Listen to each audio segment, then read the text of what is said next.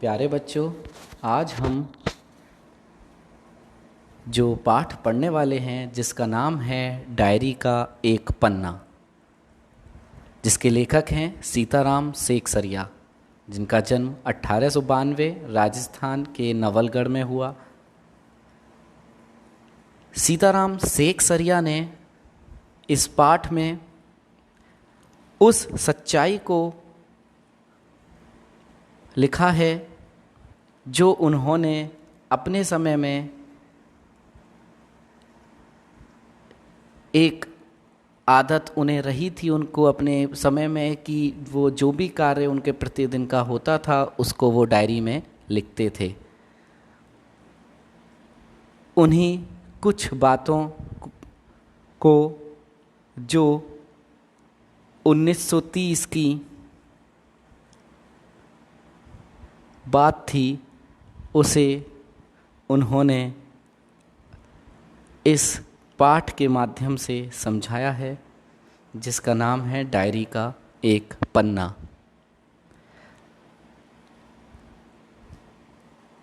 अंग्रेजों से भारत को आज़ादी दिलाने के लिए महात्मा गांधी ने सत्याग्रह आंदोलन छेड़ा था। इस आंदोलन ने जनता में आज़ादी की उम्मीद जगाई। देश भर से ऐसे बहुत से लोग सामने आए जो इस महासंग्राम में अपना सब कुछ त्यागने के लिए तैयार थे। 26 जनवरी 1930 को गुलाम भारत में पहली बार स्वतंत्रता दिवस मनाया गया था और 1930 को और क्या हुआ था, इसी दिन भारतीय राष्ट्रीय कांग्रेस आईएनसी ने भारत को पूर्ण स्वराज घोषित किया था।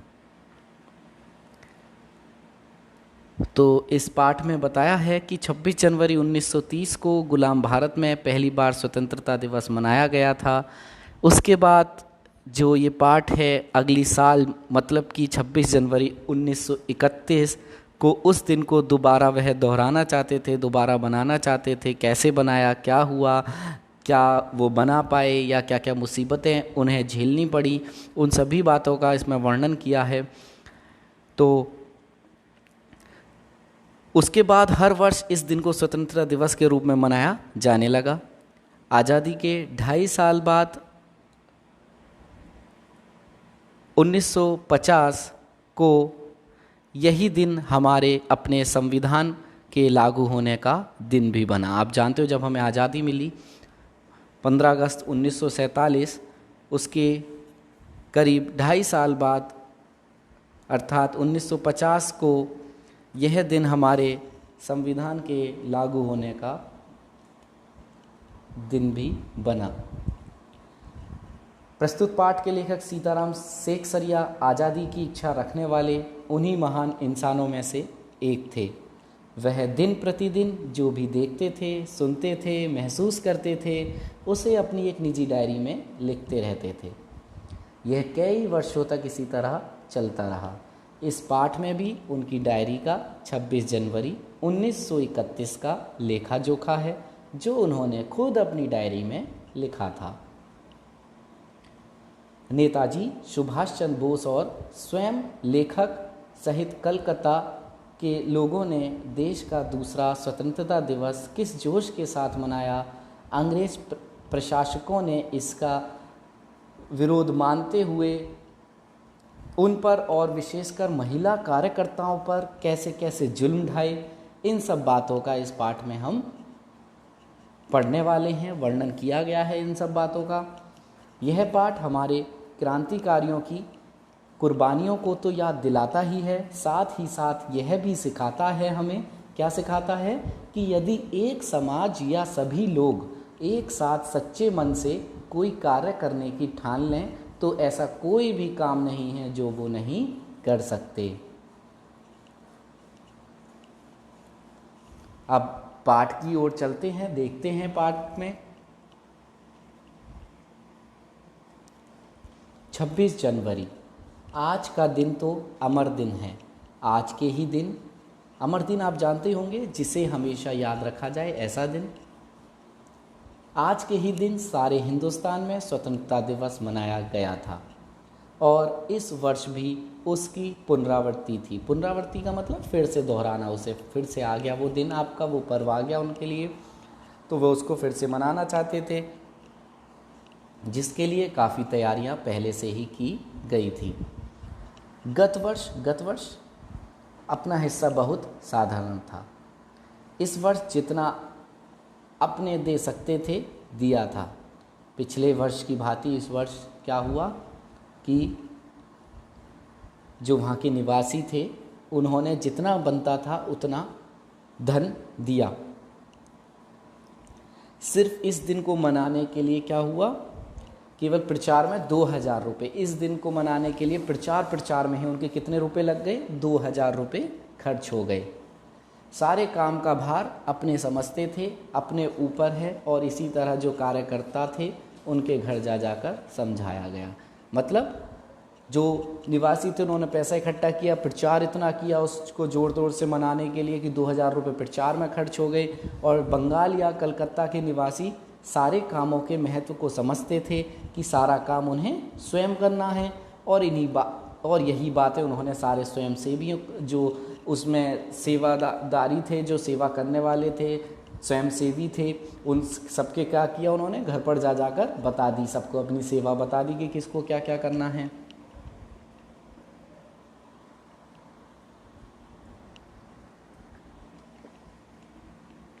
बड़े बाजार के प्राय मकानों पर राष्ट्रीय झंडा फहर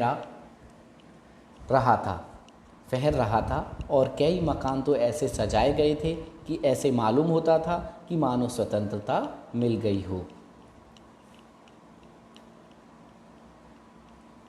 कलकत्ते के प्रत्येक भाग में ही झंडे लगाए गए थे।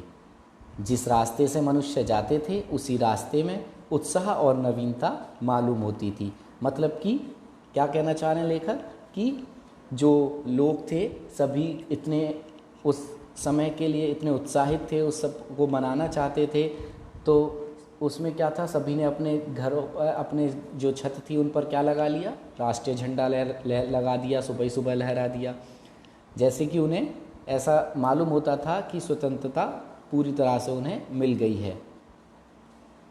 कलकत्ता में ये सब जगह जगह पर ऐसा देखने को मिल रहा था कि जहाँ पर झंडे लगा दिए गए थे, और जिस रास्ते से जा रहे थे, जो भी रास्ते आप देखेंगे वहाँ पर एक खुशी का अनुभव सभी लोगों में था।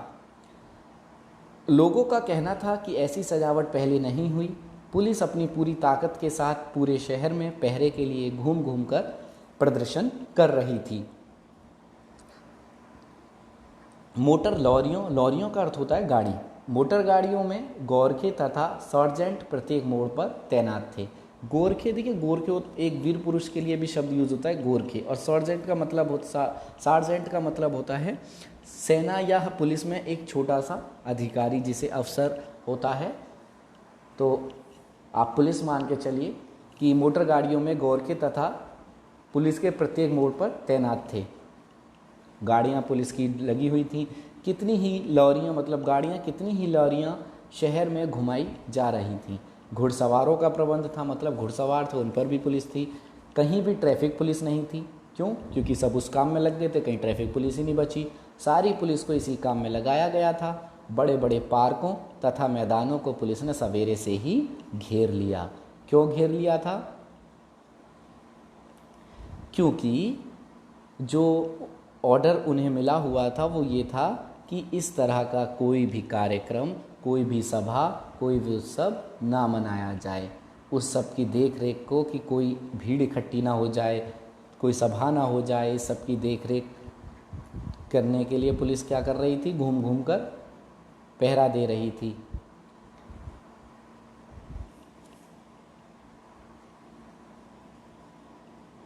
आगे देखेंगे। मॉन्यूमेंट के नीचे, मॉन्यूमेंट होता है, आप जानते होंगे, स्मारक के लिए प्रयोग होता है। स्मारक जो होते हैं हमारे, स्मारक के नीचे जहाँ शाम को सभा होने वाली थी उस जगह को तो भोर में 6 बजे से, मतलब सुबह के 6 बजे से ही पुलिस ने बड़ी संख्या में घेर लिया था। पर तब भी कई जगह तो भोर में ही झंडा फहराया गया। पुलिस ने कई जगह घेर ली, लेकिन उसके बाद भी क्या था, लोगों ने क्या किया, सुबह सुबह झंडे को फहरा दिया। श्रद्धानंद पार्क में बंगाल प्रांतीय विद्यार्थी संघ के जो मंत्री थे, कौन थे, अविनाश बाबू ने झंडा गाड़ा, तो पुलिस ने उन्हें पकड़ लिया तथा और लोगों को मारा या हटा दिया। जो और लोग थे उनको मारा भी, उनको वहाँ से हटा दिया। और जो विद्यार्थी संघ के मंत्री थे अविनाश बाबू, जिन्होंने झंडा गाड़ा था, उनको क्या किया, पकड़ लिया गया। तारा सुंदरी पार्क में बड़ा बाजार कांग्रेस कमेटी के युद्ध मंत्री हरिश्चंद्र सिंह झंडा फहराने गए, पर वे भीतर न जा सके। वहाँ पर काफ़ी मारपीट हुई और 2-4 आदमियों के सर भी फट गए। गुजराती सेविका संघ की ओर से जुलूस निकाला, जिसमें बहुत सी लड़कियां थीं, उनको गिरफ्तार कर लिया। समझ में आ ही गया होगा आपके कि जो भी इस झंडे लगाने की, झंडा फहराने की कोशिश कर रहा था, किसी पार्क में, किसी स्थल पर भीड़ इकट्ठी करके जो भी कोई कार्यक्रम किया जा रहा था, उसको पुलिस वाले ना करने के लिए उसको जेल में डाल रहे थे, मारपीट कर रहे थे, उन्हें दौड़ा रहे थे, ये सब कार्यक्रम चल रहा था। तो जहाँ पर भी उन्हें भीड़ दिखती थी, वहाँ पर इकट्ठे लोग जहाँ भी उन्हें दिखते थे, उनको मारा जाता था, वहाँ से हटा दिया जाता था।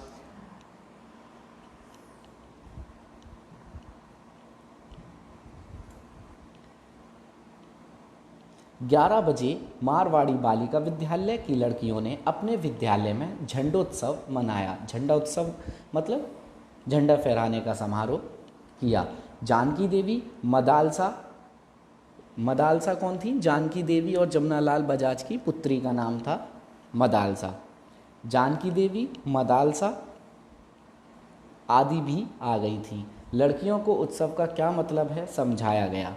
एक बार मोटर में बैठकर सब तरफ घूमकर देखा तो बहुत अच्छा मालूम हो रहा था। जगह जगह फ़ोटो उतर रहे थे। अपने भी फ़ोटो का काफ़ी प्रबंध किया था। 2-3 बजे कई आदमियों को पकड़ लिया गया, जिसमें मुख्य पूर्णोदास और पुरुषोत्तम राय थे। क्या हुआ कि जगह जगह पर लोग क्या कर रहे थे? फ़ोटो खींच रहे थे।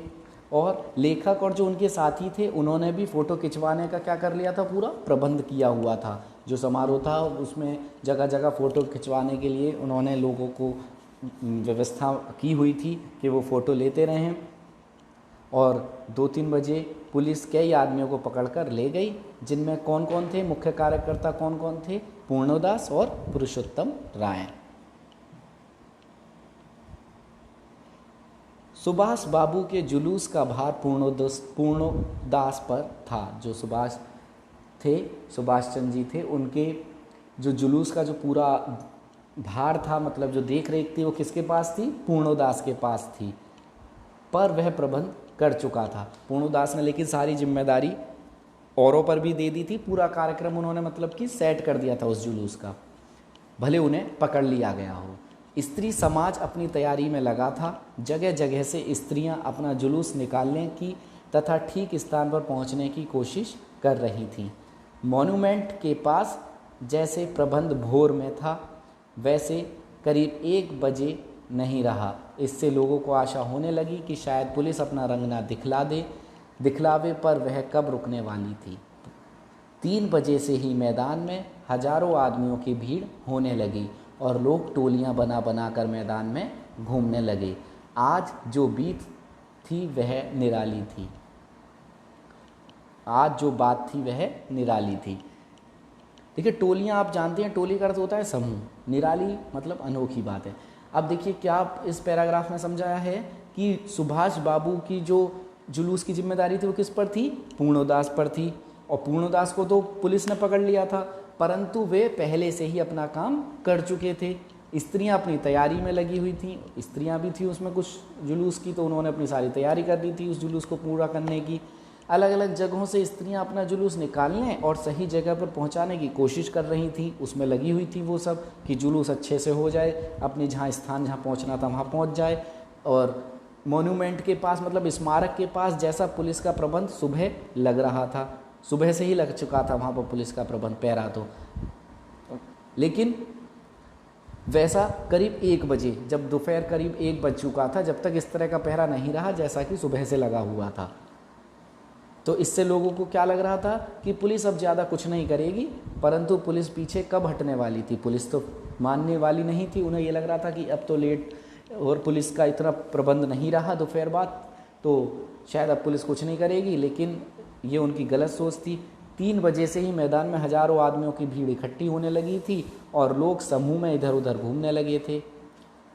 अब आज की जो बात थी वो एक अनोखी बात थी उनके लिए, क्योंकि उनके मन में एक तो ये भी डर नहीं था कि पुलिस अब शायद कुछ नहीं करेगी। जब से कानून भंग का काम शुरू हुआ है तब से आज तक इतनी बड़ी सभा ऐसे मैदान में नहीं की गई, और यह सभा तो कहना चाहिए कि ओपन लड़ाई थी। पुलिस कमिश्नर का नोटिस निकल चुका था कि अमुक अमुक धारा के अनुसार कोई सभा नहीं हो सकती। जो लोग काम करने वाले थे उन सबको इंस्पेक्टरों के द्वारा नोटिस और सूचना दे दी गई थी कि आप यदि सभा में भाग लेंगे तो दोषी समझे जाएंगे। इधर काउंसिल की ओर से नोटिस निकला था कि मॉन्यूमेंट के नीचे ठीक 4:24 पर झंडा फहराया जाएगा तथा स्वतंत्रता की प्रतिज्ञा पढ़ी जाएगी। सर्वसाधारण की उपस्थित होनी चाहिए। खुला चैलेंज देकर ऐसी सभा पहले कभी नहीं हुई थी। बहुत अच्छा पैरा दिया है। देखिए इस पैरा में, इस अनुच्छेद में क्या समझाया है कि एक तो पुलिस कमिश्नर का नोटिस और एक जो काउंसिल थी उनकी उसका नोटिस, दोनों का नोटिस था, दोनों नोटिस थे लेकिन दोनों एक दूसरे के अपोजिट थे, एक दूसरे की काट थी। क्योंकि एक तरफ पुलिस कमिश्नर ने क्या नोटिस निकाला कि आप कोई भी कार्य सभा कोई भी इस तरह की नहीं कर सकते। उन्होंने उसमें धारा, जो अमुक अमुक धारा मतलब तरह तरह की धारा के अनुसार उन्होंने बता दिया कि आप कोई भी सभा नहीं कर सकते। और जो लोग काम करने वाले थे उन सबको इंस्पेक्टर जो थे उन्होंने इंस्पेक्टरों के द्वारा नोटिस और सूचना दे दी गई थी कि अगर उन्होंने किसी तरह से सभा में भाग ले लिया तो उन्हें दोषी समझा जाएगा, पकड़ लिया जाएगा, जेल भेज दिया जाएगा। और जो इधर परिषद थी, परिषद ने भी अपना नोटिस निकाल दिया था। उन्होंने क्या निकाल दिया कि ठीक 4:24 पर झंडा फहराना है, आपको स्वतंत्रता की प्रतिज्ञा लेनी है। तो ये क्या था, आपस में एक खुली चुनौती देने के समान हो गया था पुलिस को। तो पुलिस कहाँ चुप रहने वाली थी। ठीक 4:10 पर सुभाष बाबू जुलूस लेकर आए। उनको चौरंगी पर ही रोका गया, पर भीड़ की अधिकता के कारण पुलिस जुलूस को नहीं रोक सकी। जुलूस में बहुत लोग थे। मैदान के मोड़ पर पहुंचते ही, जहां मैदान था उसके मोड़ पर पहुंचते ही पुलिस ने क्या शुरू कर दिया, लाठियां चलाना शुरू कर दी। बहुत लोग घायल हुए। सुभाष बाबू पर भी लाठियां पड़ी। सुभाष बाबू बहुत जोर से वंदे मातरम बोल रहे थे। ज्योतिर्मय गांगुली ने सुभाष बाबू से कहा आप इधर आ जाइए, पर सुभाष बाबू ने कहा आगे बढ़ना है। चौरंगी मतलब एक जगह का नाम है कलकत्ता की, जिसका नाम चौरंगी है। चौरंगी एक जगह जहाँ पर उन्हें रोक दिया गया। भीड़ बहुत थी, पुलिस जुलूस को तो नहीं रोक सकी, लेकिन फिर क्या किया, पुलिस ने लाठीचार्ज शुरू कर दी। और जब लाठीचार्ज शुरू की तो उसमें बहुत से लोग घायल हुए। सुभाष बाबू को भी लाठियां लगीं, लेकिन वो फिर भी वंदे मातरम बोलते जा रहे थे। और उसके बाद भी लोग बागों ने उन्हें एक तरफ आने के लिए किया, लेकिन सुभाष बाबू ने कहा नहीं, उन्हें आगे ही बढ़ना है, और वो नहीं रुके। यह सब तो सुनी सुनाई लिख रहे हैं, पर सुभाष बाबू का और अपना विशेष फासला नहीं था। अपना मतलब लेखक कह रहे हैं कि सुभाष बाबू का और अपना मतलब मेरा विशेष फासला नहीं था। सुभाष बाबू बड़े जोर से वंदे मातरम बोलते थे, यह अपनी आँख से देखा। पुलिस भयानक रूप से लाठियां चला रही थी। क्षितिज चटर्जी का फटा हुआ सिर देखकर तथा उसका बहता हुआ खून देखकर आँख मिच जाती थी। इधर यह हालत हो रही थी कि उधर स्त्रियां मॉन्यूमेंट की सीढ़ियों पर चढ़ झंडा फहरा रही थीं और घोषणा पढ़ रही थीं। स्त्रियां बहुत बड़ी संख्या में पहुंच गई थीं। प्राय सबके पास झंडा था। जो वॉलंटियर गए थे वे अपने स्थान से लाठियां पड़ने पर भी हटते नहीं थे। वॉलंटियर मतलब आप जानती हैं जो स्वयंसेवी होते हैं। तो लेखक क्या कह रहे हैं कि बहुत सी बातें तो वे सुनी सुनाई लिख रहे थे, परंतु सुभाष बाबू और लेखक के बीच कोई ज़्यादा फासला नहीं था। सुभाष बाबू बहुत ज़ोर ज़ोर से वंदे मातरम बोल रहे थे। ये लेखक ने खुद अपनी आँखों से देखा था। लेखक ने जो पाठ लिखा है इसमें कुछ बातें उन्होंने जो सुनी सुनाई हैं वो भी लिखी हैं, लेकिन वो कह रहे हैं कि सुभाष बाबू और मेरे बीच में कोई ज़्यादा फासला नहीं था। सुभाष बाबू जो ज़ोर ज़ोर से क्या कह रहे थे, वंदे मातरम कह रहे थे। ये लेखक कह रहे हैं कि मैंने अपनी आंखों से खुद देखा है। पुलिस बहुत भयानक रूप से क्या कर रही थी, लाठी चार्ज कर रही थी। क्षितिज चटर्जी का जो सिर था वह फट चुका था, खून बह रहा था, और वो बहते हुआ खून देखकर आंखें क्या थी मेरी, अपने आप बंद हो जाती थी। इस तरह का माहौल था। और दूसरी तरफ क्या हो रहा था कि जो स्मारक था उसके नीचे सीढ़ियों पर स्त्रियां क्या कर रही थी, झंडा फहरा रही थी और स्वतंत्रता की प्रतिज्ञा पढ़ रही थी। किसी को कोई डर नहीं था, जिसका जो कार्य था वो उस कार्य को किए जा रहा था। उन्हें अपनी जान की कोई परवाह नहीं थी, जेल जाना, सिर फूटना, लड़ाई, कुछ भी कोई उन्हें चिंता नहीं थी।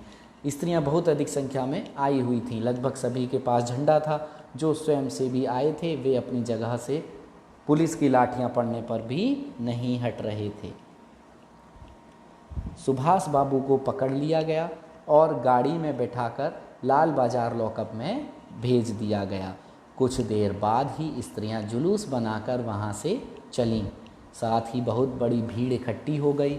बीच में पुलिस कुछ ठंडी पड़ी थी, उसने फिर डंडे चलाने शुरू कर दिए। अब की बार भीड़ ज़्यादा होने के कारण ज़्यादा आदमी घायल हुए। धर्मतल्ले के मोड़ पर आकर जुलूस टूट गया और करीब 50-60 स्त्रियां वहीं मोड़ पर बैठ गईं। पुलिस ने उन्हें पकड़कर लाल बाजार भेज दिया। स्त्रियों का एक भाग आगे बढ़ा, जिनका नेतृत्व विमल प्रतिभा कर रही थीं।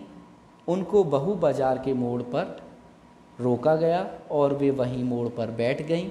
आसपास बहुत बड़ी भीड़ इकट्ठी हो गई, जिस पर पुलिस बीच बीच में लाठी चलाया करती थी, लाठी चार्ज कर रही थी। तो क्या कहा इस पैराग्राफ में, क्या समझाया है कि सुभाष बाबू को तो पकड़ ही लिया अब, और गाड़ी में बिठाकर कहाँ ले गए, लाल बाजार लॉकअप में भेज दिया, उन्हें जेल भेज दिया गया। कुछ देर बाद ही स्त्रियां वहाँ से अपना जो उनका एक ग्रुप था, समूह था, उसे मतलब ग्रुप बनाकर क्या किया, उन्होंने आगे बढ़ना शुरू कर दिया। उनके साथ बहुत बड़ी भीड़ भी इकट्ठी हो गई थी, वो भी चलने लगे। कुछ समय के लिए ये भी लग रहा था कि पुलिस शायद अब ठंडी पड़ गई है, अब कुछ नहीं कहेगी, लेकिन क्या हुआ, पुलिस बीच बीच में फिर लाठियाँ चलाना शुरू कर देती थी, रुक जाती थी, फिर बचाना शुरू कर देती थी। इस बार भीड़ भी ज़्यादा थी और आदमी भी ज़्यादा क्या होते, फिर जब लाठी चल रही है तो जख्मी ज़्यादा ही होते, क्योंकि भीड़ एक जगह इकट्ठी बहुत सारी हो गई थी। तो जो धर्मतल्ले के मोड़ था उस पर आते आते जुलूस टूट गया और लगभग 50 से 60 स्त्रियां वहीं मोड़ पर बैठ गईं। उनके आसपास बहुत बड़ी भीड़ इकट्ठी हो गई थी, जिन पर पुलिस बीच बीच में लाठियां चलाया करती। तो कुछ स्त्रियां उनमें से क्या थी, वहाँ आकर बैठ गईं। मोड़ जैसी आया उस मोड़ पर 50-60 स्त्रियां बैठ गईं, उन्हें आसपास और भी भीड़ इकट्ठी हो गई। तो जो पुलिस आई उन्होंने फिर लाठी चार्ज शुरू कर दी। इस प्रकार करीब पौने घंटे के बाद पुलिस की लॉरी आई और उनको लाल बाजार ले जाया गया। पुलिस क्या हुआ, पौने घंटे बाद जो पुलिस थी, पुलिस की गाड़ी आ गई। पौन घंटे बाद कभी गाड़ियाँ आने लगी और उन स्त्रियों को क्या किया गया, लाल बाजार में ले जाया गया। और भी कई आदमियों को पकड़ा गया और कई आदमियों को गिरफ्तार कर लिया। ब्रजलाल गोइंका को कई दिन से अपने साथ काम कर रहा था। किसके साथ कर रहा था काम, लेखक के साथ। तो कह रहे हैं ब्रजलाल गोइंका जो कई दिन से अपने साथ काम कर रहा था और दमदम जेल में भी अपने साथ था, पकड़ा गया। वो कह रहे हैं कि जो गोइंका जी थे उन्हें कई दिन जो मेरे साथ काम में लगे हुए थे, उन्हें भी दमदम जेल में भी लेखक के साथ ही थे, वह भी पकड़े गए थे। पहले तो वह डंडा लेकर वंदे मातरम बोलता हुआ मॉन्यूमेंट की ओर इतनी ज़ोर से दौड़ा कि अपने आप ही गिर पड़ा। क्या बता रहे हैं कि उसने खुद ही झंडा लेकर वंदे मातरम बोलता हुआ स्मारक की ओर दौड़ लगा दी थी। इतनी तेज़ दौड़ा कि वो खुद ही गिर गया और इस पर अंग्रेजी घुड़सवार ने लाठी मारी, फिर पकड़कर कुछ दूर ले जाने के बाद छोड़ दिया। और इस पर क्या हुआ, फिर जो एक अंग्रेज था जो घोड़े पर सवार था, उसने लाठी मारी और उन्हें पकड़ा और दूर ले जाकर छोड़ दिया। इस पर वह स्त्रियों के जुलूस में शामिल हो गया। इसके बाद वह क्या हुआ, स्त्रियों के जुलूस में शामिल हो गया और वह वहाँ है ये, और वहाँ पर भी उसको छोड़ दिया। जब वो जुलूस में शामिल हो गया, वहाँ पर भी पकड़ा गया, परंतु फिर वो वहाँ पर भी छोड़ दिया गया। तब वह 200 आदमियों का जुलूस बनाकर लाल बाज़ार गया और वहाँ पर गिरफ्तार हो गया। इस पर भी वो नहीं माना, 2 बार छूट गया, उसके बाद भी वो नहीं माना। तो क्या किया गया कि उसने फिर क्या करा, 200 लोगों का जुलूस बना लिया और लाल बाज़ार पहुँच गया। जब वो लाल बाज़ार पहुँचा, पुलिस ने देखा, बोले इसे भी गिरफ्तार कर लो। उसको भी गिरफ्तार कर लिया गया। मदालसा भी पकड़ी गई थी। मदालसा मैंने बताया था, जानकी देवी और जमुनालाल बजाज की पुत्री, उनका नाम था मदालसा। मदालसा भी पकड़ी गई थी। उससे मालूम हुआ कि उसको थाने में भी मारा था। सब मिलाकर 105 स्त्रियां पकड़ी गई थीं। बाद में रात को 9 बजे सबको छोड़ दिया गया था। जो मदालसा थी, जो जानकी देवी जमुनालाल बजाज की पुत्री थी, उनको भी गिरफ्तार कर लिया। उसके बाद में क्या पता चला कि उसको थाने में बहुत मारा गया है। सब मिलाकर कितनी स्त्रियां थीं जिनको गिरफ्तार किया, 105 स्त्रियां थीं। बाद में रात 9 बजे सबको क्या किया गया, फिर छोड़ दिया गया। कलकत्ता में आज तक इतनी स्त्रियां एक साथ गिरफ्तार नहीं की गई थीं। करीब 8 बजे खादी भंडार आए तो कांग्रेस ऑफिस से फ़ोन आया कि यहाँ बहुत आदमी चोट खाकर आए हैं और कई की हालत संगीन है, संगीन मतलब गंभीर है, उनके लिए गाड़ी चाहिए। जानकी देवी के साथ वहाँ गए। बहुत लोगों को चोट लगी हुई थी। डॉक्टर दास गुप्ता उनकी देखरेख और फ़ोटो उतरवा रहे थे। उस समय तक 67 वहाँ आ चुके थे। बाद में तो 103 आ पहुँचे। मतलब कि क्या समझाया है पैराग्राफ में कि 9 बजे जब सबको छोड़ दिया गया तो कलकत्ता में इससे पहले इतनी स्त्रियां एक साथ कभी भी गिरफ्तार नहीं हुई थी। इतनों को सभी स्त्रियों का अरेस्ट नहीं किया गया था। करीब 8 बजे खादी भंडार आए तो वहाँ कांग्रेस ऑफिस से फ़ोन आया। क्या आया था कि वहाँ पर बहुत सारे आदमियों के क्या लग गई है, चोट लग गई है और कई की हालत बहुत ज़्यादा गंभीर भी है। तो उनके लिए क्या भेजो, गाड़ी को उन्होंने कहा उनके लिए गाड़ी मंगवाओ। लेखक और अन्य स्वयंसेवी जानकी देवी के साथ वहाँ गए तो देखा बहुत लोगों को चोट लगी हुई है। डॉक्टर दास गुप्ता उनकी देखरेख कर रहे थे और उनके फ़ोटो खिंचवा रहे थे। उस समय तो 67 आदमी वहाँ थे, परंतु बाद में 103 और पहुँच गए थे। अस्पताल गए लोगों को देखने से मालूम हुआ कि 160 आदमी तो अस्पतालों में पहुँचे और जो लोग घरों में चले गए वो अलग हैं। 160 आदमी के तो अस्पताल में थे, बाकी जिनको थोड़ी बहुत चोट थी या जिन्हें लग रहा था घर पर चलना उचित है वो लोग घर चले गए, उनकी कोई अभी संख्या नहीं थी। इस प्रकार 200 घायल जरूर हुए थे। पकड़े गए आदमियों की संख्या का पता नहीं चला, पकड़े कितने गए पता ही नहीं चल पाया। पर लाल बाजार के लॉकअप में स्त्रियों की जो संख्या थी वो कितनी थी, 105 थी। आज तो जो कुछ हुआ वह अपूर्व हुआ है। बंगाल के नाम या कलकत्ता के नाम पर कलंक था कि यहाँ काम नहीं हो रहा है, यह आज बहुत अंश में धुल गया और लोग सोचने लग गए हैं कि यहाँ भी बहुत सा काम हो सकता है। लेखक ने क्या समझाया है कि जब लेखक और अन्य स्वयंसेवी अस्पताल गए तो लोगों को देखने से क्या मालूम हुआ उन्हें कि 160 आदमी तो अस्पताल में पहुँचे थे और जो घरों में चले गए उनकी गिनती अलग है। इस तरह लेखक और अन्य स्वयंसेवी कह सकते हैं कि 200 आदमी वहाँ जरूर घायल हुए हैं। पकड़े गए आदमियों की संख्या का पता नहीं चल सका क्योंकि पकड़े कितने गए ये तो पता नहीं चला, पर इतना ज़रूर पता चल गया कि लाल बाज़ार के लॉकअप में स्त्रियों की संख्या कितनी थी, 105 थी। इतना सब कुछ पहले कभी नहीं हुआ था। लोगों का ऐसा प्रचंड रूप पहले किसी ने नहीं देखा था। बंगाल या कलकत्ता के नाम पर कलंक था कि यहाँ स्वतंत्रता का कोई काम नहीं हो रहा है। क्या बात चल रही थी कि कलकत्ता में कुछ नहीं होता है स्वतंत्रता के नाम पर, लेकिन ये जो कलंक लगा हुआ था आज ये कलंक क्या हुआ, काफ़ी हद तक धुल गया और लोग ये सोचने लगे कि यहाँ पर भी स्वतंत्रता के विषय में काम किया जा सकता है। तो यह थी कलकत्ता की एक 26 जनवरी 1931 की कहानी जो लेखक ने जिसको लिखा है। तो आशा है आपको यह पाठ अच्छे से समझ में आ गया होगा। धन्यवाद।